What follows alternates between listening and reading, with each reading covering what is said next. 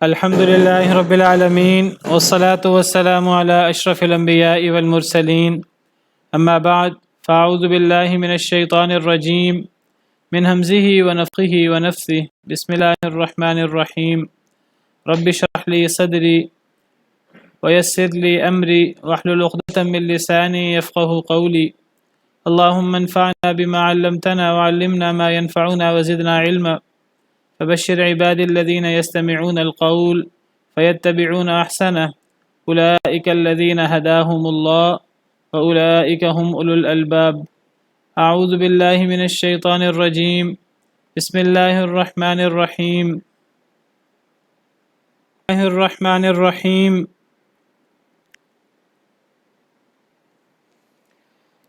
ألم تر إلى الملأ من بني إسرائيل من بعد موسى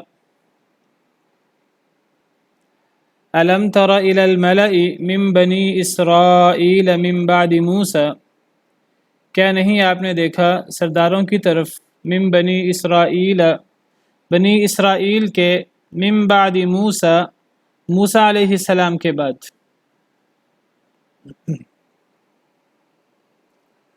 اے نبی صلی اللہ علیہ وسلم کیا آپ نے نہیں دیکھا سرداروں کی طرف من بنی اسرائیل کے من بعد موسیٰ موسیٰ علیہ السلام کے بعد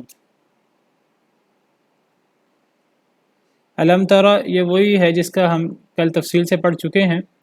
یہاں ترا دیکھنے کے معنی میں نہیں ہے بلکہ یہاں ترا یہ غور کرنے کے معنی میں ہے، توجہ کرنے کے معنی میں ہے، کیونکہ نبی کریم صلی اللہ علیہ وسلم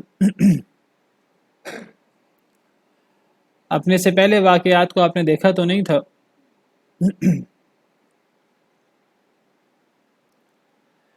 تو کیا آپ نے غور کیا ہے سرداروں کی طرف من بنی اسرائیل کے من بعد موسیٰ علیہ السلام کے بعد. علیہ السلام علیہ وبرکاتہ. ملا کا مطلب ایسے لوگ ہوتے ہیں کہ جو اقتدار میں موجود لوگ ہوں، طاقتور لوگ ہوں، مالدار لوگ ہوں، جن کا ایک مقام ہو، جن کو دیکھ کر لوگ ہیبت زدہ ہو جائیں، لوگ رعب میں مبتلا ہو جائیں، ان کو دیکھ کر لوگوں کی آنکھیں رعب اور ہیبت کی وجہ سے جھک جائیں. ایسے لوگوں کو ملا کہتے ہیں عربی زبان میں. ملا کا لفظی مطلب عربی زبان میں بھر دینا، ملا بھرنا. تو اسی سے الملا سے مراد وہ سردار ہیں بنی اسرائیل کے یا کسی بھی قوم کے، وہ سردار کہ جن کو دیکھ کر آنکھیں ہیبت سے اور رعب سے بھر جائیں. تو کیا نہیں آپ نے دیکھا سرداروں کی طرف من بنی اسرائیل کے من بعد موسیٰ علیہ السلام کے بعد. اذ قالوا لنبی لہم، جب انہوں نے کہا اپنے نبی کے لیے، ابعث لنا، مقرر کر دیں ہمارے لیے، ملکن، ایک بادشاہ، نقاتل فی سبیل اللہ، کہ ہم لڑائی کریں اللہ کے راستے میں. موسیٰ علیہ السلام کے بعد بنی اسرائیل کی ایک قوم کے سرداروں نے اپنے نبی سے کہا کہ ہمارے لیے ایک بادشاہ مقرر کریں کہ ہم اللہ کے راستے میں قتال کریں. یہ کون سی قوم ہے؟ حضرت موسیٰ علیہ السلام سے کتنی دیر بعد کا واقعہ ہے. قرآن کریم میں صراحت ہے کہ حضرت موسیٰ علیہ السلام کے بعد کا واقعہ، بنی اسرائیل کا واقعہ ہے. یہ بنی اسرائیل کے سردار تھے، بنی اسرائیل کی قوم تھی. مفسرین کرام بیان کرتے ہیں کہ شاید اس نبی سے مراد، جس نبی سے انہوں نے تقاضا کیا کہ ہمارے لیے بادشاہ مقرر کریں، تو اس نبی سے مراد حضرت شمویل علیہ السلام ہے، جو بنی اسرائیل کے ایک نبی ہیں. اصل میں سیدنا موسیٰ علیہ السلام کے دور میں بنی اسرائیل ان میں سے بہت نیک لوگ بھی تھے، اللہ کے بڑے عبادت گزار بھی تھے، اور حضرت موسیٰ علیہ السلام کے دور میں ہی بنی اسرائیل میں ایسے لوگ بھی تھے کہ جنہوں نے اللہ رب العالمین کے نافرمانی کی، حضرت موسیٰ علیہ السلام کی نافرمانی کی۔ اللہ رب العالمین نے جو بڑے بڑے معجزے حضرت موسیٰ علیہ السلام کے ہاتھ پر دیے تھے، ان معجزوں کو جھٹلایا، اللہ رب العالمین نے وعدے کیے، ان وعدوں کو توڑا۔ ایسے لوگ بھی موجود تھے، ایسے لوگ بھی تھے کہ حضرت موسیٰ علیہ السلام نے کہا کہ فلاں بستی میں داخل ہو جاؤ، بڑی مقدس سرزمین ہے، اللہ کا وعدہ یہ ہے کہ اگر تم اس سرزمین میں داخل ہوگے جہاد کرتے ہوئے تو تمہیں فتح حاصل ہوگی، تم تھوڑے ہو یا زیادہ، تمہاری تدبیر، تمہارے پاس جو ساز و سامان ہے اس کو نہیں دیکھا جائے گا، بلکہ اللہ نے وعدہ کر دیا ہے اللہ تمہیں فتح دیں گے۔ یا قوم ادخلوا الارض المقدسۃ التی کتب اللہ لکم، حضرت موسیٰ نے کہا تھا اے میری قوم اس پاک سرزمین میں داخل ہو جاؤ جو اللہ نے تمہارے لیے لکھ دی ہے، لیکن انہوں نے انکار کر دیا۔ وہ کہنے لگے کہ یہ بڑے طاقتور لوگ ہیں، یہ بڑی جنگجو قوم ہے۔ حضرت موسیٰ علیہ السلام سے انہوں نے کہا کہ جاؤ آپ اور آپ کا رب لڑو جا کر، ہم تو یہاں بیٹھے دیکھ رہے ہیں۔ ایسے لوگ بھی تھے، ایسے لوگ بھی تھے کہ حضرت موسیٰ علیہ السلام انہیں چھوڑ کر تورات لینے گئے ہیں اور کوہ طور پر، اور ان کے ساتھ 70 لوگ بھی ہیں۔ بنی اسرائیل کے پیچھے سے پوری قوم بچھڑے کی عبادت میں مبتلا ہو گئی ہے سامری کے کہنے پر۔ ایسے لوگ بھی ہیں کہ جب تورات آ گئی تو اللہ نے حکم دیا کہ اس تورات کے مطابق عمل کرو، تو ایسے لوگ بھی تھے کہ جنہوں نے تورات پر عمل نہیں کیا، تو اللہ رب العالمین نے ان کے اوپر پہاڑ بلند کر دیا، جیسے کہ سر کے اوپر ایک چھت، ایک سائباں کی طرح۔ اور اللہ نے فرمایا کہ تورات کو مانتے ہو کہ نہیں مانتے، اس کتاب پر عمل کرتے ہو کہ نہیں کرتے؟ انہوں نے کہا عمل کریں گے، تو اللہ رب العالمین نے پھر پہاڑ کو نیچے کر دیا۔ تو بہرحال اچھے لوگ بھی تھے، برے لوگ بھی تھے۔ حضرت موسیٰ علیہ السلام کے بعد مزید بگاڑ آتا گیا بنی اسرائیل میں۔ جب بھی بنی اسرائیل کا ذکر ہو تو یہ نہ سمجھیے کہ ہمیشہ یہ برے لوگ ہی ہوتے ہیں، ہمیشہ یہ یہودی ہوتے ہیں۔ بنی اسرائیل میں اچھے لوگ بھی تھے، برے لوگ بھی تھے۔ حضرت یعقوب علیہ السلام کا لقب اسرائیل ہے، ان کی اولاد کو بنی اسرائیل کہتے ہیں۔ اور خاص طور پہ حضرت موسیٰ علیہ السلام کے بعد حضرت یعقوب علیہ السلام کی اولاد میں بھی نبی آتے رہے، حضرت موسیٰ علیہ السلام کے بعد بھی نبی آتے رہے۔ تو بنی اسرائیل میں نبی بھی تھے، نیک لوگ بھی تھے، اور ایسے لوگ بھی تھے جو اللہ کے نافرمان تھے۔ تو حضرت موسیٰ علیہ السلام کے بعد بگاڑ زیادہ آتا گیا۔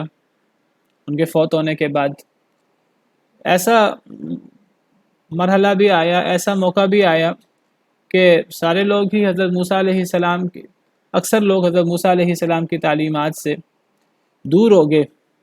تو اللہ رب العالمین نے ان کے اوپر بطور عذاب دشمن کو مسلط کر دیا، ورنہ اللہ نے بڑی نعمتیں دی تھیں بنی اسرائیل کو۔ پہلے فرعون مسلط تھا، حضرت موسیٰ علیہ السلام کے ذریعے اللہ تعالیٰ نے بنی اسرائیل کو فرعون سے نجات دی، پھر اللہ نے انہیں بڑی شان و شوکت دی، اور اللہ رب العالمین نے انہیں بڑا مقام دیا، لیکن آہستہ آہستہ یہ مقام ان سے چھن گیا،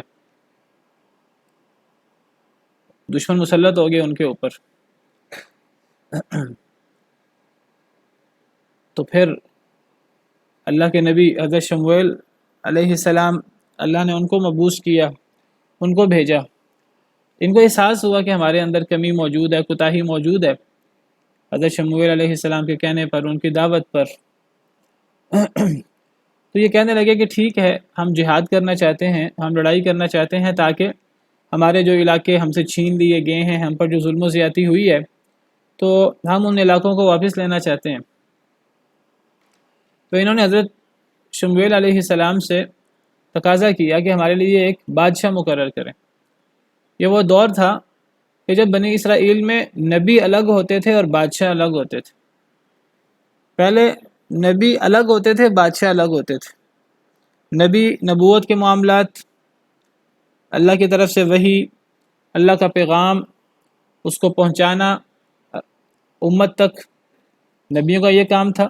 اور بادشاہوں کا یہ کام تھا کہ بادشاہ جو ہیں وہ حکومت کریں، اور وہ حکومت کر کے نبیوں کے مشورے سے اللہ کے نظام کو اللہ کی سرزمین پر قائم کریں۔ تو نبی الگ ہوتے تھے، بادشاہ الگ ہوتے تھے۔ جس طرح اللہ تعالیٰ نے سورہ مائدہ میں فرمایا ہے احسان جتلاتے ہوئے، وَإِذْ قَالَ مُوسَىٰ لِقَوْمِهِ اذْكُرُوا نِعْمَةَ اللَّهِ عَلَيْكُمْ إِذْ جَعَلَ فِيكُمْ أَنْبِيَاءَ وَجَعَلَكُمْ مُلُوكًا۔ حضرت موسیٰ علیہ السلام کی زبانی اللہ رب العالمین نے فرمایا کہ اے میری قوم، سورہ مائدہ آیت نمبر 20، حضرت موسیٰ علیہ السلام نے اپنی قوم سے کہا اے میری قوم، اللہ کی نعمت کو یاد کرو جب اللہ نے تم میں نبی بھی بنائے اور اللہ نے تم میں بادشاہ بھی بنائے۔ وَآتَاكُم مَّا لَمْ يُؤْتِ أَحَدًا مِّنَ الْعَالَمِينَ، اللہ نے تمہیں وہ دیا جو اللہ نے جہان والوں میں سے کسی کو بھی نہیں دیا۔ تو اللہ نے بنی اسرائیل کو بڑی نعمتیں دی تھی، بادشاہ بھی انہی میں سے تھے، نبی بھی انہی میں سے تھے۔ تو نبی الگ ہوتے تھے، بادشاہ الگ ہوتے تھے۔ یہ میں نے وضاحت اس لیے کی ہے کہ اس قوم نے اپنے نبی سے تقاضا کیا کہ ہمارے لیے بادشاہ مقرر کریں، یعنی اس قوم نے اپنے نبی سے ہی کیوں نہیں کہا کہ ہم آپ کی سرکردگی میں لڑتے ہیں۔ تو پہلے نبی الگ ہوتے تھے، بادشاہ الگ ہوتے تھے۔ ہاں وہ وعلیکم السلام، تو ہاں وہ بادشاہ وہ اس نبی سے ہدایات لے کر، کیونکہ ہدایت کے دین کے امام تو نبی ہوتے تھے، اللہ کا پیغام تو نبی کے ذریعے وحی ہو کر پہنچتا تھا، تو بادشاہ اور عوام اس کے پابند ہوتے تھے۔ تو بادشاہ وہ نبیوں سے تعلیمات لے کر ان کی رہنمائی میں اللہ کے دین کو نافذ کرتے تھے۔ شروع میں یہ تھا۔ حضرت داؤد علیہ السلام یہ پہلے نبی ہیں، جلیل القدر پیغمبر ہیں کہ اللہ نے جن کے اندر نبوت اور بادشاہت کو اکٹھا کیا ہے، حضرت موسیٰ علیہ السلام کے بعد بنی اسرائیل میں سے۔ اللہ تعالیٰ فرماتے ہیں وَقَتَلَ دَاوُودُ جَالُوتَ، کہ داؤد علیہ السلام نے جالوت کو قتل کیا۔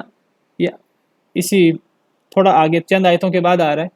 حضرت داؤد علیہ السلام نے جالوت کو قتل کیا۔ وَآتَاهُ اللَّهُ الْمُلْكَ وَالْحِكْمَةَ وَعَلَّمَهُ مِمَّا يَشَاءُ، اللہ نے داؤد علیہ السلام کو بادشاہت بھی دی تھی اور حکمت بھی دی تھی، دانائی، نبوت۔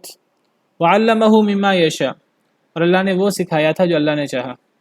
تو حضرت داؤد علیہ السلام کو اللہ نے نبی بھی بنایا اور بادشاہ بھی بنایا۔ اسی طرح حضرت سلیمان علیہ السلام بہت بڑی بادشاہت بھی دی اور نبی بھی تھے۔ تو پہلے نبی الگ ہوتے تھے، بادشاہ الگ ہوتے تھے۔ تو حضرت شمویل نے اپنی قوم کو دعوت دی، سمجھایا، تو قوم نے پھر اپنے نبی سے تقاضا کیا ہمارے لیے ایک بادشاہ مقرر کریں جس کی سربراہی میں، جس کی سپہ سالاری میں ہم لڑ کر اپنا بدلہ لینا چاہتے ہیں اور اپنے علاقوں کو دشمنوں سے آزاد کرانا چاہتے ہیں۔ انہوں نے اپنے نبی سے کہا ہمارے لیے بادشاہ مقرر کریں کہ ہم اللہ کے راستے میں لڑائی کریں۔ قال هل عسیتم ان کتب علیکم القتال الا تقاتلوا، فرمایا نبی نے هل عسیتم، شاید کہ تم، کیا شاید تم، ان کتب علیکم القتال، اگر مقرر کر دیا گیا تم پر لڑنا، اللہ تقاتلوا، یہ کہ نہ تم لڑو۔ نبی کہنے لگے کہ تم کہہ رہے ہو کہ ایک ہمارے لیے بادشاہ مقرر کیا جائے، ہم لڑنا چاہتے ہیں اللہ کے راستے میں، ہم اللہ کے راستے میں لڑ کر اللہ کے دین کو بھی غالب کریں گے اور اپنے علاقے بھی ہم واپس لیں گے، تو ہم لڑنا چاہتے ہیں۔ تو اب نبی، میں نے ذکر کیا یہ قوم اللہ کے دین سے کافی دور ہو چکی تھی اور اسی لیے اللہ کا ان پر عذاب مسلط تھا، جو دشمن مسلط ہوئے تھے۔ تو نبی نے انہیں دعوت تو دی، لیکن نبی کو پتہ تھا کہ یہ قوم کتنی پانی میں ہے، تو نبی کو ڈر تھا۔ تو نبی نے کہا کہ تمہارا مطالبہ تو بڑا اچھا ہے کہ تم اپنے علاقوں کو واپس بھی لینا چاہتے ہو اور تم لڑنا چاہتے ہو اللہ کے راستے میں، لیکن نبی نے کہا کہ یہ ذرا غور کر لو کہ اگر بادشاہ مقرر ہو گیا اور اگر لڑائی جہاد اللہ نے تم پر مقرر کر دیا تو کہیں ایسا نہ ہو کہ تم انکار کر دو کہ نہیں ہم تو نہیں لڑ سکتے، ہماری تعداد کم ہے، یہ ہے وہ ہے، پھر بہانے بنانا نہ شروع کر دینا۔ تم اللہ سے بادشاہ بنانے کا تقاضا کر رہے ہو، لڑائی کے لیے، جہاد کے لیے، قتال کے لیے، کہیں ایسا نہ ہو کہ تم پر جب قتال مقرر ہو، بادشاہ مقرر ہو جائے تو پھر تم لڑائی نہ کرو۔ اصل میں جب کوئی اللہ کے راستے میں لڑتا ہے اور اپنے علاقے آزاد کرواتا ہے تو یہ ایک اللہ کا بڑا احسان ہے۔ اللہ سے کوئی اللہ کی نعمت مانگی جائے کہ اے اللہ ہمیں فلاں نعمت دے دے، ہم فلاں کریں گے، ہم یہ نیک کام کریں گے، تو پھر انسان کو جو اللہ سے وعدہ کیا گیا ہے اس وعدے کا دھیان رکھنا ضروری ہوتا ہے۔ اگر اللہ سے کوئی نعمت مانگی جائے کہ اے اللہ مجھے مال دے دے، میں اس مال کو آپ کے راستے میں خرچ کروں گا، تو اگر اللہ تعالیٰ مال دے دیں تو پھر جس شخص نے اللہ سے یہ دعا کی ہوتی ہے تو اس کو پھر اس مال کو اللہ کے راستے میں خرچ بھی کرنا چاہیے۔ اگر اللہ سے مانگنے کے بعد پھر وہ خرچ نہیں کرے گا، اگرچہ خرچ نہ کرنے والا ویسے بھی گناہ گار ہوتا ہے، اللہ کا اس پر غضب ہوتا ہے، ناراضگی ہوتی ہے، لیکن کوئی اللہ سے مانگے کہ اے اللہ مجھے اتنا مال دے کہ میں تیرے راستے میں خرچ کروں، پھر وہ خرچ نہ کرے تو اللہ کا پھر غضب بہت زیادہ ہوتا ہے۔ جیسے اگر نبی پر کوئی معجزہ آ جائے جو نہ مانے تو یہ بہت بڑا گناہ ہے، بہت بڑی نافرمانی ہے، لیکن کوئی اگر اللہ سے معجزہ مانگ لے کہ اے اللہ فلاں معجزہ دکھا دے، اور اگر اللہ مطالبے کے مطابق معجزہ دکھا دیں پھر کوئی قوم نہ مانے تو پھر اللہ کا عام غضب نہیں ہوتا۔ پھر عام طور پہ تو اگر کوئی قوم کسی نبی کا انکار کرے، معجزے کا انکار کرے، آخرت میں تو تباہی تباہی ہے، دنیا میں اللہ تعالیٰ ڈھیل دے دیتے ہیں، کئی مرتبہ کئی دفعہ فوری عذاب نہیں آتا، ڈھیل ہوتی ہے۔ لیکن اگر کوئی قوم معجزہ مانگے نبی سے اور نبی اللہ کے حکم سے اس معجزے کے مطابق معجزہ لے آئیں، اب اگر وہ قوم اس کا انکار کر دے پھر آخرت کا عذاب تو ہے ہی ہے، اللہ کا غضب تو ہے ہی ہے، پھر دنیا کے اندر مہلت بھی نہیں ملتی، پھر فوری عذاب آتا ہے اللہ کا۔ ایک شخص تھا منافقین میں سے، اس نے دعا کی کہ اگر اللہ نے مجھے مال دیا تو میں بڑا اللہ کے راستے میں خرچ کروں گا۔ اللہ نے اسے مال دے دیا تو بھول گیا، جس طرح عام لوگوں کی حالت ہے، اللہ معاف کرے۔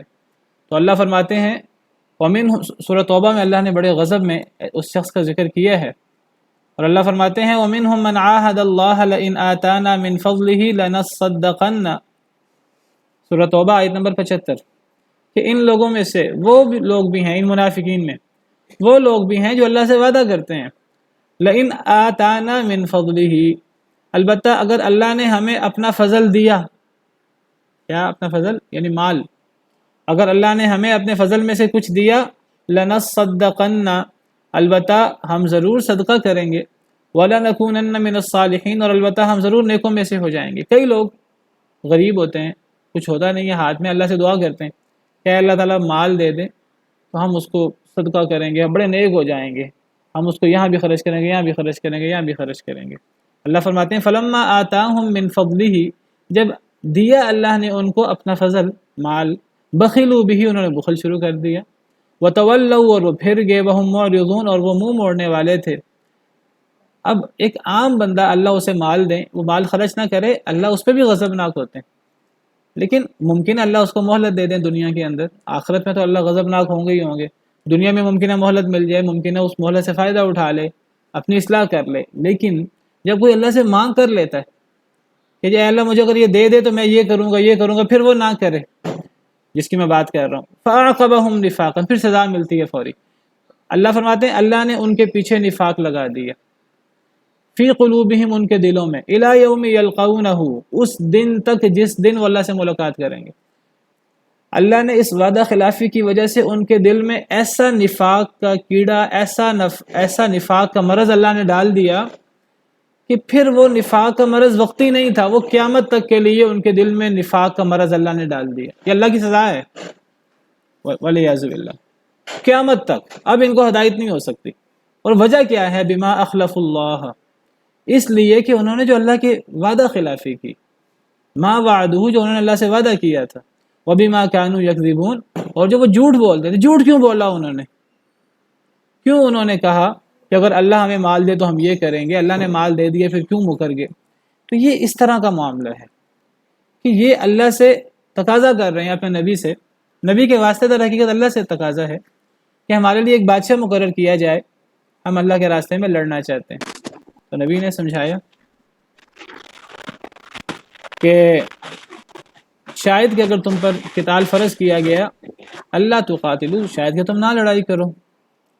قالوا، تو وہ کہنے لگے، وما لنا الا نقاتل فی سبیل اللہ، اور کیا ہو گیا ہے ہمیں یہ کہ ہم نہ لڑائی کریں اللہ کے راستے میں، وقد اخرجنا من دیارنا وابنائنا، اور تحقیق ہمیں نکال دیا گیا ہمارے گھروں سے، ہمارے بچوں سے، ہمارے بیٹوں سے۔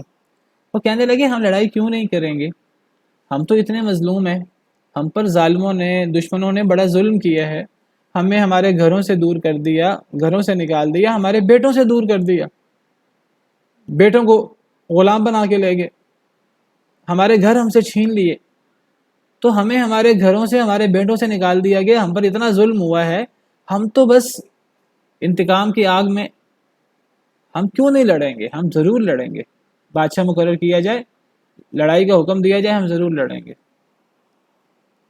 فلما كتب علیہم القتال، لیکن وہی بنی اسرائیل کی جو ایک روش تھی، پس جب مقرر کر دیا گیا ان کے لیے قتال، جب فرض کر دیا گیا ان کے اوپر قتال، یعنی جب بادشاہ مقرر ہوا، اور قتال، اس زمانے میں قتال بادشاہ کے ساتھ ہوتا تھا، بادشاہ کی موجودگی میں، تو جب قتال مقرر کیا گیا، تولوا، تو پھر گئے، الا قلیلا منہم، مگر تھوڑے ان میں سے، تھوڑے لوگ اپنی بات پر قائم رہے، اکثر لوگ پھر گئے۔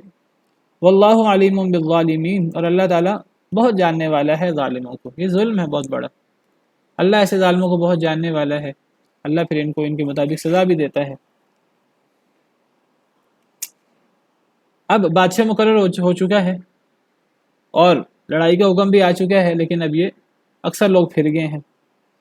وقال لهم نبیہم، اور کہا ان کے لیے ان کے نبی نے، ان اللہ قد بعث لکم طالوت ملکا، بے شک اللہ تعالیٰ نے تحقیق مقرر کر دیا ہے تمہارے لیے طالوت کو ملکا، بادشاہ۔ ان کے نبی نے کہا کہ اب تم کیوں پھر رہے ہو، اللہ نے بادشاہ بھی مقرر کر دیا ہے، اور اب تمہیں لڑائی کا حکم بھی ہے، تم نے خود اللہ سے مانگا ہے، تم نے خود اللہ سے بادشاہ مقرر کرنے کا تقاضا کیا ہے، لڑائی کرنے کا تقاضا کیا ہے، اللہ نے بادشاہ مقرر کر دیا ہے۔ تو ان کے نبی نے کہا کہ بے شک اللہ نے تمہارے لیے طالوت کو بادشاہ بنا کر بھیجا ہے۔ یہ دیکھیے، اس قوم نے اللہ سے تقاضا کیا تھا، اپنے نبی سے مطالبہ کیا تھا کہ ہمارے لیے ایک بادشاہ مقرر کریں کہ ہم اللہ کے راستے میں لڑیں، ملک، بادشاہ۔ کیا بادشاہ بنانے کا مطالبہ کرنا صحیح ہے کہ نہیں، کیا بادشاہت صحیح ہوتی کہ نہیں ہوتی، قوم نے مطالبہ کیا، اللہ کی طرف سے اعتراض نہیں آیا کہ نہیں بادشاہت کا مطالبہ کرنا صحیح نہیں ہے، اللہ نے یہ اعتراض کیا، ان کے نبی نے یہ اعتراض کیا کہ ایسا نہ ہو کہ تم پھر جاؤ۔ انہوں نے کہا نہیں، ہم نہیں پھریں گے، اگرچہ وہ پھر گئے۔ اللہ نے ان کے مطالبے پر ان کے لیے بادشاہ مقرر کر دیا، کس کو؟ طالوت کو۔ طالوت اللہ کے ایک نیک بندے، نبی نہیں تھے وہ، نبی تو ان کے نبی نے کہا اللہ نے طالوت کو بادشاہ مقرر کر دیا ہے۔ اچھا، وہ نبی اور جو بادشاہ ہوتے تھے بنی اسرائیل میں، وہ بنی اسرائیل میں سے ہوتے تھے، وہ مخصوص خاندانوں میں سے ہوتے تھے، مخصوص خاندان میں سے۔ اب یہ طالوت اس مخصوص خاندان میں نہیں تھے جس خاندان میں بادشاہ ہوتے تھے، اور کوئی بہت مشہور خاندان میں سے اور مالدار خاندان میں سے بھی نہیں تھے، یہ غریب خاندان میں سے، یہ غریب فوجی تھے۔ تو بہرحال ان کی کچھ ایسی صلاحیتیں تھیں، اللہ نے انہیں بادشاہ مقرر کر دیا قوم کے مطالبے پر۔ کس نے مقرر کیا بادشاہ؟ اللہ نے۔ تو اس سے کیا پتہ لگا کہ اب بادشاہت بری چیز ہوتی ہے؟ اگر بادشاہت بری چیز ہے تو بنی اسرائیل نے اللہ سے بادشاہت مانگی۔ اب بنی اسرائیل کے مانگنے سے تو پتہ نہیں لگتا، اپنے نبی سے تقاضا کیا، اب نبی نے بھی انہیں نہیں روکا کہ نہیں بادشاہت کا اللہ سے مانگنا صحیح نہیں ہے، اور پھر اللہ نے اس مطالبے پر بادشاہ مقرر کر دیا۔ تو بادشاہت اگر غلط ہوتی تو اللہ کبھی بادشاہ مقرر نہ کرتے۔ اللہ یہ فرماتے کہ بادشاہت تو ایک ظالمانہ نظام ہے، یہ تو ایک ملوکیت کا نظام ہے، اللہ سے تو نبی مانگنا چاہیے یا اللہ سے تو خلیفہ مانگنا چاہیے۔ نہیں، بادشاہت یا ملک ہونا یہ کوئی یعنی کوئی ایسا نظام نہیں ہے کہ جو اپنی فطرت کے اندر غلط ہے۔ بادشاہت کا مطلب اقتدار، اور جو صاحب اقتدار شخص ہے اس کو بادشاہ کہہ دیا جائے تو بادشاہ لفظ بادشاہ میں یا بادشاہت میں فی نفس ہی خرابی نہیں ہے۔ خرابی تب ہوتی ہے جب کوئی شخص صاحب اقتدار ہوتے ہوتے، بادشاہ ہوتے ہوتے اللہ کی نافرمانی کرتا ہے، اللہ کی نافرمانی کرتا ہے، اللہ کے حکم کے مطابق وہ بادشاہت نہیں کرتا، وہ اللہ کے حکم کے مطابق اپنی رعایا کا خیال نہیں کرتا، جو بھی دین کے احکامات ہیں۔ جب کوئی شخص دین کے احکامات پر عمل نہ کرے تو وہ ایک ظالم بادشاہ ہوتا ہے۔ لیکن ضروری نہیں ہے کہ ہر بادشاہ ہی ظالم ہوتا ہے، ہر بادشاہ ہی غلط ہوتا ہے۔ اگر ہر بادشاہ ہی غلط ہوتا تو کیا اللہ بادشاہ مقرر کرتے؟ کبھی مقرر نہ کرتے، پھر اللہ خلیفہ مقرر کرتے۔ خلافت یہ بھی ایک یعنی اقتدار، اس کو خلافت کہتے ہیں، اس کو خلیفہ بھی کہتے ہیں، اور جس کو اقتدار ملے اسے بادشاہ بھی کہہ دیتے ہیں۔ لفظ بادشاہ یا بادشاہت کے اندر ایز سچ فی نفس ہی خرابی نہیں ہے۔ خرابی تب ہوتی ہے جب کوئی شخص بادشاہ ہوتے ہوتے اللہ کی نافرمانی کرے۔ تو بڑے ظالم بادشاہ گزرے ہیں تاریخ کے اندر، جن ظالم بادشاہوں کے اندر نمرود بھی ہے۔ نمرود ایک ظالم بادشاہ تھا، فرعون ہے ایک ظالم بادشاہ تھا۔ جس طرح اللہ تعالیٰ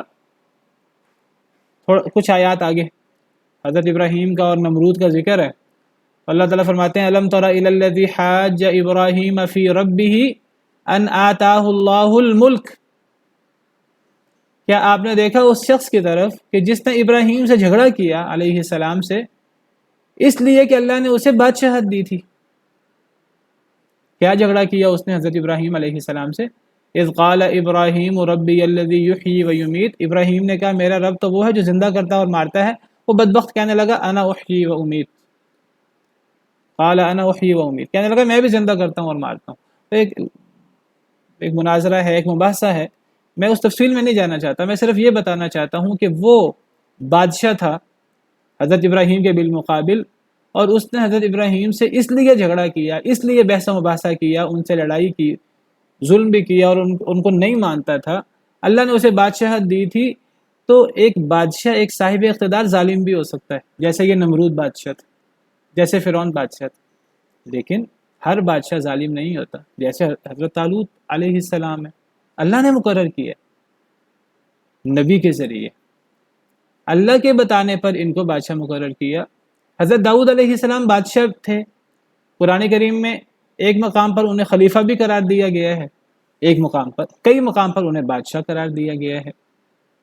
جیسے سورہ صاد کے اندر اللہ تعالیٰ فرماتے ہیں یا داود انا جعلناک خلیفۃ فی الارض فاحکم بین الناس بالحق، اے داود، میں نے ذکر کیا ابھی کچھ دیر پہلے، حضرت داؤد علیہ السلام یہ پہلے ہیں بنی اسرائیل میں کہ جن کے اندر اللہ نے نبوت اور بادشاہت کو اکٹھا کر دیا۔ اے داود انا جعلناک خلیفۃ فی الارض، ہم نے آپ کو زمین میں خلیفہ بنایا، فاحکم بین الناس بالحق، اب حق کے ساتھ لوگوں کے درمیان فیصلہ کریں۔ اب یہاں حضرت داؤد علیہ السلام کو خلیفہ بنانے کا ذکر کیا، لیکن دیگر آیات سے پتہ لگتا ہے حضرت داؤد علیہ السلام کو اللہ نے بادشاہت دی تھی۔ یہ اگلی ہی آیات میں، اگلے صفحہ میں کھولتا ہوں آپ کے سامنے، یہی سورہ بقرہ کی آیت نمبر 251، میں نے پہلے بھی اس کا ذکر کیا ہے۔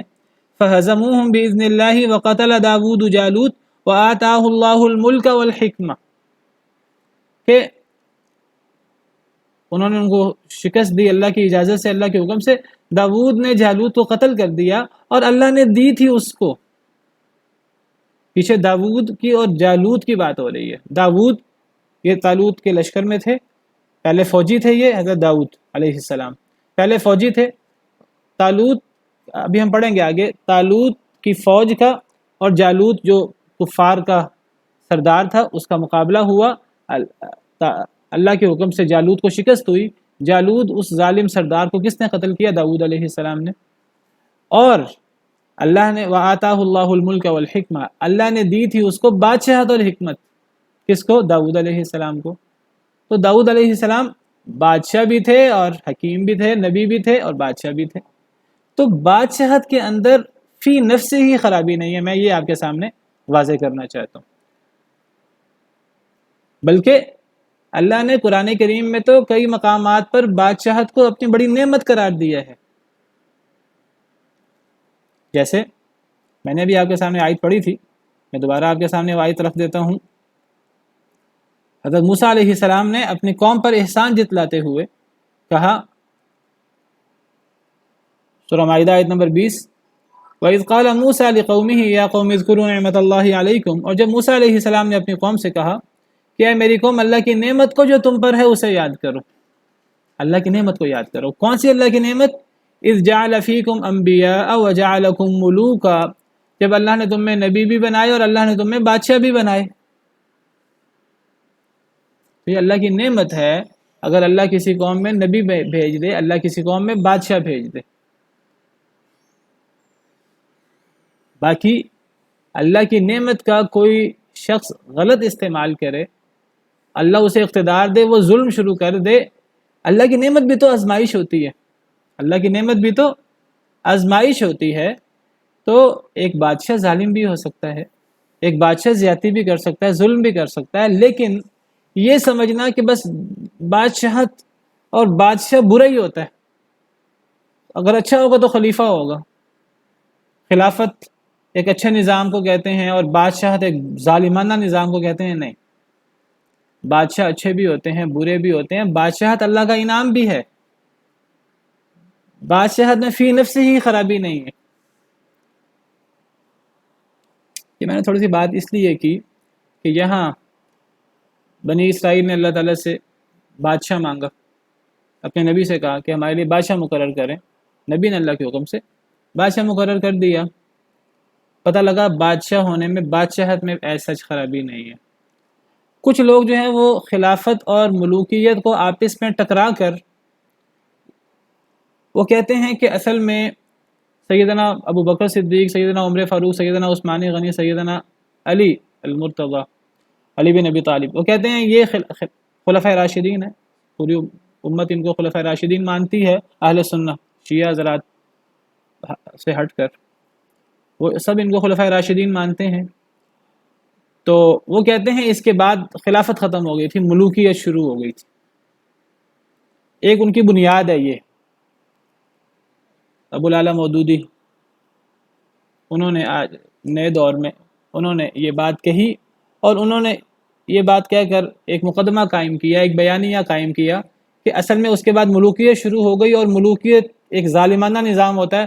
اس ملوکیت کی جتنی خرابیاں تھیں وہ نعوذ باللہ امیر معاویہ، وہ جلیل القدر صحابی ہیں رضی اللہ عنہ وارضاہ، ان میں ساری خرابیاں موجود تھیں. انہوں نے بیت المال کو اپنے قبضے میں کر لیا اور انہوں نے اس میں جائز ناجائز طریقے سے بیت المال کا استعمال کیا اور ہر قسم کی ظلم و زیادتی انہوں نے کی، والعیاذ باللہ. اپنے بیٹے کو خلیفہ بنا دیا، یہ کر دیا، وہ کر دیا. اب ان کا بیانیہ، ان کا مقدمہ یہ ہے کہ اصل میں پہلے خلافت تھی، اب یہ ملوکیت ہے، اور ملوکیت ایک ظالمانہ نظام ہے، یہ ہمیشہ ظالمانہ نظام ہی ہوتا ہے. تو یہاں سے یہ ملوکیت شروع ہوئی. اب جتنی بھی ملوکیت مسلمانوں کے اندر ہے، کافروں کے اندر تو وہ ہے ہی غلط بقول ان کے، جو مسلمانوں کے اندر ہے تو وہ سارا کا سارا جرم حضرت امیر معاویہ رضی اللہ عنہ وارضاہ ہوا، والعیاذ باللہ. یہ اتنا خطرناک مقدمہ ہے کہ یہی شیعیت ہے، شیعہ حضرات بھی یہی کہتے ہیں. وہ ابو بکر، عمر، عثمان کو بھی وہ ظالم اور غاصب کہتے ہیں، والعیاذ باللہ. اور وہ سیدنا علی کے بعد امیر معاویہ کو ہر قسم کا الزام دیتے ہیں. وہ تو انہیں صحابی ماننے کو تیار نہیں ہیں. یہ بہرحال صحابی مانتے ہیں، جی وہ صحابی تھے، ان کے فضائل تھے، لیکن ہر قسم کی خرابی بھی ان کے اندر مانتے ہیں بادشاہ کہہ کر. پہلی بات تو یہ ہے کہ یہ بات ٹھیک ہے کہ یہ جو شروع کے 4 خلیفہ ہیں یہ بہت نیک خلیفہ تھے، خلفۂ راشدین تھے، لیکن یہ سمجھنا کہ اس کے بعد خلافت ختم ہو گئی تھی، یہ مقدمہ ہی صحیح نہیں ہے. کیا عمر بن عبدالعزیز وہ بادشاہ تھے کہ وہ خلیفہ تھے؟ اگر یہ بادشاہت کو ظالمانہ نظام کہنا ہے اور خلیفہ کو ایک دینی نظام کہنا ہے تو عمر بن عبدالعزیز کو سارے ہی خلیفہ راشد مانتے ہیں، سارے خلیفہ مانتے ہیں۔ عمر بن عبدالعزیز تو انہی اموی لوگوں میں سے تھے، اور یہ اموی لوگ امیر معاویہ کے بعد یہ اموی خلافت شروع ہوئی، یہ بھی خلافت ہے۔ اور صحیح مسلم کی ایک حدیث ہے، نبی صلی اللہ علیہ وسلم نے فرمایا میرے بعد 12 خلیفہ ہوں گے۔ تو 4 خلیفہ، صرف 4 خلیفہ ہیں، باقی خلیفہ نہیں ہیں، یہ مقدمہ ہی صحیح نہیں ہے۔ ایک یہ مقدمہ صحیح نہیں ہے کہ حضرت علی کے بعد خلیفہ کوئی نہیں ہے، پھر خود ہی حضرت عمر بن عبدالعزیز کو خلیفہ بلکہ خلیفہ راشد مانا جاتا ہے، پھر امام مہدی آئیں گے، وہ کیا ہوں گے؟ وہ بادشاہ ہوں گے، خلیفہ ہوں گے، اگر یہ فرق کرنا ہے تو۔ اور پھر دوسری بات ہے، یہ خلافت اور ملوکیت کا یہ تصور قائم کر لینا کہ ایک ملوکیت ایک ظالمانہ نظام ہے اور یہ ہمیشہ غلط ہی ہوتا ہے، اور خلافت وہ ایک اسلامی نظام ہے۔ میں تو کہتا ہوں خلافت کے اندر بھی گڑبڑ ہو سکتی ہے۔ اموی خلافت یہ خلافت تھی، عباسی خلافت یہ بھی ایک خلافت تھی، عثمانی خلافت یہ بھی ایک خلافت تھی ترکوں کی۔ اس خلافت کے اندر کتنی خرابیاں تھیں، یہ کہنا کہ جب خلافت آ جاتی ہے تو اس کے اندر ساری خرابیاں دور ہو جاتی ہیں، اور جب ملوکیت آ جاتی ہے اس کے اندر ساری خرابیاں پیدا ہو جاتی ہیں، یہ مقدمہ ہی صحیح نہیں ہے۔ خلافت کے اندر بھی گڑبڑ ہو سکتی ہے۔ خلفائے راشدین تو وہ تو اس امت کے سب سے افضل اور سب سے نیک لوگ ہیں، بعد والوں کی بات کر رہے ہیں۔ خلافت کے اندر خرابیاں ہو سکتی ہیں اور ہوئیں، اموی خلافت کے اندر، عباسی خلافت کے اندر، عثمانی خلافت کے اندر بڑی خرابیاں تھیں۔ اور بادشاہ بھی بڑا نیک ہو سکتا ہے۔ بادشاہ کا اطلاق حضرت داؤد علیہ السلام پر بھی ہوا ہے، اللہ نے احسان جتلاتے ہوئے فرمایا، طالوت علیہ السلام کو اللہ نے بادشاہ بنایا۔ تو یہ اس طرح کر کے خلافت و ملوکیت کو دو الگ نظام بنا کر، اور حضرت امیر معاویہ سے ملوکیت کی ابتدا کر کے، اور انہیں غاصب اور ہر قسم کی خرابی ان کے اندر پیدا کرنا، یہی شیعیت کا مقدمہ ہے۔ اور یہ بنیاد بہت بڑی، مولانا مودودی ایک بڑے انسان تھے، بڑا انہوں نے کام کیا، بڑی اسلام کی خدمت کی، لیکن خلافت و ملوکیت کتاب لکھ کر وہ ایک بڑا مسئلہ پیدا کر گئے، ایک بڑا فتنہ پیدا کر گئے۔ انسان تھے بہرحال، ان کی عظمت سے انکار نہیں ہے، لیکن ان کی اس کتاب کے اوپر کئی علماء نے پھر کتابیں لکھی اور ان کی اس غلطی کو واضح کیا۔ بہرحال آج یہ فتنہ بہت بڑھ چکا ہے، بہت سارے لوگ، انجینئر علی مرزا، اسحاق جھالوی اور اس قسم کے لوگ، ہر وہ الزام لگاتے ہیں امیر معاویہ پر، اموی خلفاء پر، آپ خلفاء کہہ لیں، بادشاہ کہہ لیں، ان پر وہ الزام لگاتے ہیں جو شیعہ لگاتے ہیں۔ بس منہ سے رضی اللہ عنہ کہہ دیتے ہیں، منہ سے کہہ دیتے ہیں کہ وہ صحابی تھے، لیکن کون سا الزام ہے جو ان پر نہیں لگاتے؟ ہر قسم کا الزام، شراب پینے کا، سود کھانے کا، ہر قسم کے حرام کرنے کا، ناحق قتل کرنے کا، ہر قسم کا الزام لگاتے ہیں، ولیعذ باللہ، جھوٹے الزام لگاتے ہیں۔ بہرحال میرا موضوع نہیں ہے، میں صرف یہ بتانا چاہ رہا ہوں کہ بادشاہت کو فی نفس ہی غلط کہنا صحیح نہیں ہے۔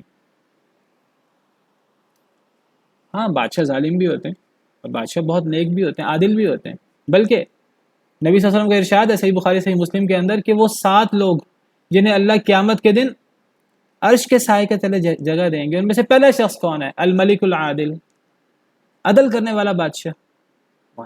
لفظ ہے الملک العادل، عدل کرنے والا، تو بادشاہ عادل بھی ہو سکتا ہے اور بادشاہ ظالم بھی ہو سکتا ہے۔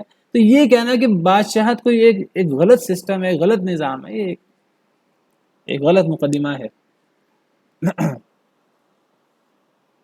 اور یہ کہنا خلافت راشدہ کے بعد اب خلافت ہی نہیں رہی، یہ بھی ایک غلط مقدمہ ہے۔ دونوں مقدمے غلط ہیں، اور یہ بہت بڑے مقدمے ہیں، اور یہ بڑے فتنے ہیں۔ ہم بعض دفعہ ان چیزوں کو اہمیت نہیں دیتے، اصل میں ہمیں اندازہ نہیں ہوتا کہ اگر جس صحابہ کرام پر علماء کرام نے کہا ہے کہ حضرت امیر معاویہ یہ صحابہ کرام پر طعن و تشنیع کرنا، دیکھیے ہم یہ نہیں کہتے صحابہ کرام معصوم ہیں، ہم ابوبکر، عمر، عثمان، علی رضی اللہ عنہم اجمعین، دیگر صحابہ، ہم کسی کو بھی معصوم نہیں کہتے۔